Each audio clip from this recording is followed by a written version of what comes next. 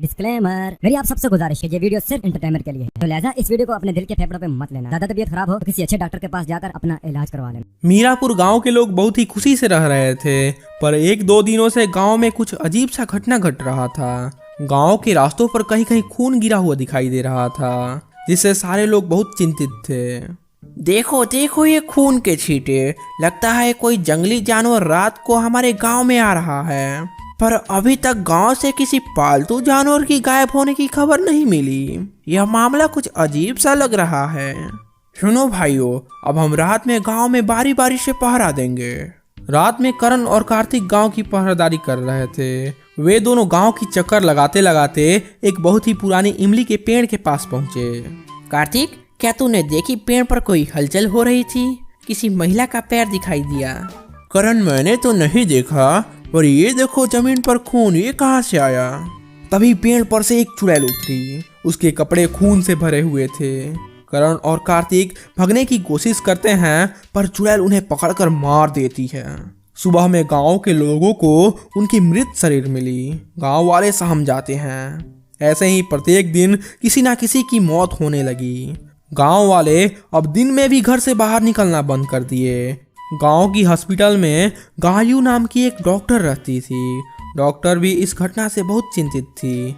एक दिन doctor Gayu emergency case होने के कारण हॉस्पिटल से बहुत लेट से छूटी।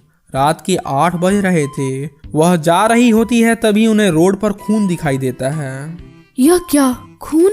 यह तो सामान्य खून नहीं लग रहा है, यह पीरियड वाला खून है। तभी गायू को पत्थर पर बैठी एक महिला दिखाई दी। उसके कपड़े पर भी खून लगा हुआ था। गायू उसके पास गई और बोली, बहन, जानती हो तुम्हें पीरियड हुआ है, तुम्हें इस तरह से यहाँ नहीं बैठना चाहिए, तुम्हें इन्फेक्शन का खतरा है। उसकी बात सुनकर चुड़ैल नायरा जोर जोर से हंसने लगी। हा, इन्फेक्शन? मरे हुए को क्या इन्फेक्शन होगी? गायू चुड़ैल को देखकर डर गई। मुझे जीना था, पर उन लोगों ने मुझे मार दिया। अब मैं सभी को मार दूंगी। किसने तुम्हें मार दिया? तुम मुझे बताओ। इसके बाद चुड़ैल नायरा अपनी कहानी बताना शुरू की। मेरा नाम नायरा है, मैं इसी गांव की हूँ। नायरा को जब भी पीरियड होता, उसके घर वाले उसके साथ अजीब सा व्यवहार करते थे, यह जानते हुए कि यह प्राकृतिक का नियम है। इन दिनों में उसे एक कमरे में सबसे अलग रखा जाता, जैसे कि उसने कोई पाप किया हो। ऐसे ही एक बार नायरा को पीरियड आया था। उसे फिर से घर वालों ने एक कमरे में बंद कर दिया। उस बार नायरा को पीरियड में कुछ ज्यादा ही ब्लड निकल रहा था। उसके कपड़े खत्म हो गए थे। वह घर वालों से और थोड़े कपड़े मांगी, पर घर वालों ने उसे और कपड़े नहीं दिए। बेचारी उस गंदे कपड़े में ही रही, जिससे उसे इन्फेक्शन हो गया। वह मर गई और चुड़ैल बन गई।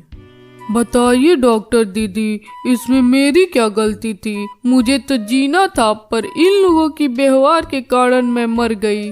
मैं तुम्हारा दुख समझ सकती हूँ नायरा, लेकिन इस तरह सबको मार कर क्या होगा? पीरियड के प्रति लोगों की सोच बदलने के लिए उन्हें मारना नहीं, उनमें जागरूकता फैलानी होगी। ये काम अब मैं करूँगी, लेकिन तुम्हें भी वादा करनी होगी कि तुम गांव के निर्दोष लोगों को नहीं सताओगी। निर्दोष को मारकर तुम्हें भी मुक्ति नहीं मिलेगी।